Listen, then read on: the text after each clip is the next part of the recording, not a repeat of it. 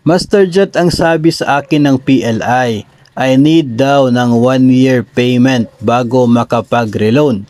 Kasi noong 8 months pa lang, nag-try ako. Kaso ang sabi nila ay negative pa daw sa net proceeds. So, kung ganito po yung nangyayari sa PLI na yan, ibig sabihin, mas matindi pa to doon sa nangyayari sa MPL. Kasi isipin nyo po, after 8 months, negative pa rin ang net proceeds ni borrower. Hindi pa rin siya pwedeng mag-renew sa kanyang loan doon sa PLI after 8 months. Sa MPL in 8 months, meron ka ng kaunting net proceeds. Dito, sinasabi doon ng PLI na after 1 year pa bago magre-reloan. No, so buti sana kung noong 8 months ay meron ng proceeds pero talagang hindi pinapayagan yung pagre-renew. Pero ang sabi ng sender, negative pa rin as of 8 months na payment niya.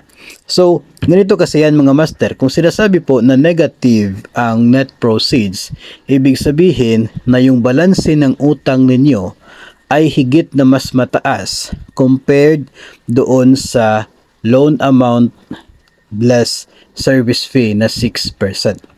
For example, kung yung utang mo ay 100,000, okay? Pag 100,000 yung utang mo sa kanila, after ilang buwan, nag-decide ka na i-renew the same loan amount na 100,000, huwag ka na mag-expect ng 100,000. 94,000 na lang kasi ibabawas yung 6%. So doon sa 94,000, doon ibabawas yung outstanding balance ng loan mo noong nag-renew ka na. Ngayon, kung sasabihin nila na negative net proceeds, so ibig sabihin, after 8 months, yung utang mo ay more than 94,000 pa. Kasi negative yung sinasabi nila na net proceeds. So, hindi din po natin alam no kung ano talaga yung buong pangyayari kung bakit ganon yung sitwasyon dito sa loan account na ito ng atin pong sender.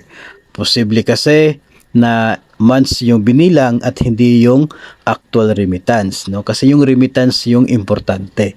Kung buwan lamang na ang nakalipas yung binilang, baka may mga buwan na hindi na i-remit yung payment. So natural na hindi bababa yung outstanding balance doon sa utang. Pero kung ako po yung tatanungin ninyo, the moment na nag-apply ka ng loan, no, base po doon sa pinakita natin sa previous episode, pwede na po yung 5 months, no, 5 payments ay pwede na makaka-renew. Pero napakaliit po ng net proceeds. Napakalugi po ninyo kung i-renew po ninyo. Pero at least hindi na po negative yung net proceeds po kapag ganon. So, again, hindi po natin alam yung buong pangyayari sa loan account ng atin pong sender. Pero sadyang matagal po, no? Matagal kung sasabihin natin na after 1 year pa talaga pwede mag-renew. Or baka si PLI ay mayroon silang certain policy sa kanila mismo within them na nagsasabing hindi sila nagpumapayag ng renewal kung below 1 year, no? Pwedeng ganon. Dapat ma-orient po si borrower kapag nangungutang ka. Dapat ma-orient ka na yung renewal ay mangyayari lamang after 1 year if yun po ay part ng policy nila.